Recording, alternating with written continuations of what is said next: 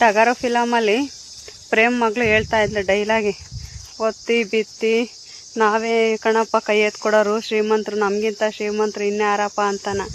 ಆದರೆ ಯಾವ ಥರ ಶ್ರೀಮಂತರು ಅಂದರೆ ಇರೋ ಬರೋ ಒಡವೆ ಎಲ್ಲ ಇಕ್ಕಿ ಕೂಲಿಯರ್ಗಳಿಗೆ 2 ಹೊತ್ತು ಊಟ, 500 ರೂಪಾಯಿ ಕೂಲಿ, ಅವ್ರಿಗೆ ಎಲೆ ಅಡಿಕೆ, ಅವ್ರಿಗೆ ಕಾಫಿ ಎಲ್ಲ ಕೊಟ್ಟು ಇಲ್ಲೋಡಿಲಿ ಸಾಲಗಾರರಾಗಿ ಒಡವೆ ವಸ್ತು ಎಲ್ಲ ಇಕ್ಕಿ ಹಿಂಗೆ ಕರೆಮಣೆ ಹಾಕ್ಕೊಂಡು ತಿರ್ಗಾ ಅಂತ ಅದೃಷ್ಟವಂತರು ನಾವು ರೈತರು. ಇದು ನಮ್ಮ ಸಿರಿತನ, ಇದು ನಮ್ಮ ಶ್ರೀಮಂತಿಕೆ.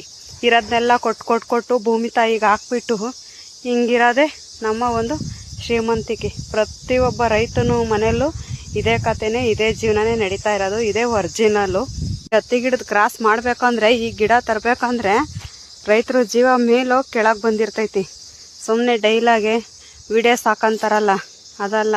ಇಲ್ಲಿ ಬಂದು ಉರಿಯೋ ಬಿಸಿಲಾಗೆ ಒಯ್ಯೋ ಮಳೆಯಲ್ಲಿ ಆ ಕೂಲರ್ ಕೂಟ ಆಡ್ಕೊಂಡು ಅವ್ರಿಗೆ ಮುದ್ದೆ ಹೊಂದಿಸಿ, ಅವ್ರಿಗೆ ಕಾಫಿ ಹೊಂದಿಸಿ, ಅವ್ರಿಗೆ ಎಲೆ ಅಡಿಕೆ ಹೊಂದಿಸಿ, ಅವರಿಗೆ ಎಲ್ಲ ಬದುಕು ಮಾಡಿಸ್ಕೊಂಡು ಇದನ್ನು ಹೊಲದಲ್ಲಿರೋದು ತಗೊಂಡೋಗಿ ಮನೆಗೆ ಹಾಕೊಂಡಾಗ ಇದ್ರ ಸತ್ಯಾಂಶ ಏನು ಅಂತ ಅವ್ರಿಗೆ ಮಾತ್ರ ಗೊತ್ತಿರುತ್ತೆ. ಅದ್ರ ಕಷ್ಟ, ಅದ್ರ ಪ್ರತಿಫಲ ಏನು ಅಂತ.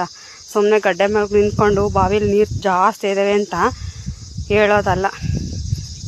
ಇದ್ರ ಕಷ್ಟ ಏನು ಅಂತ ಇದರಲ್ಲಿ ಬಿದ್ದವ್ರಿಗೆ ಗೊತ್ತು ಅಂತ. ಅದ್ಯಾರು ಹಣೆ ಬರ ಬರೆದ್ರೋ ಏನೋ ಈ ರೈತರ ಸವಾಸ.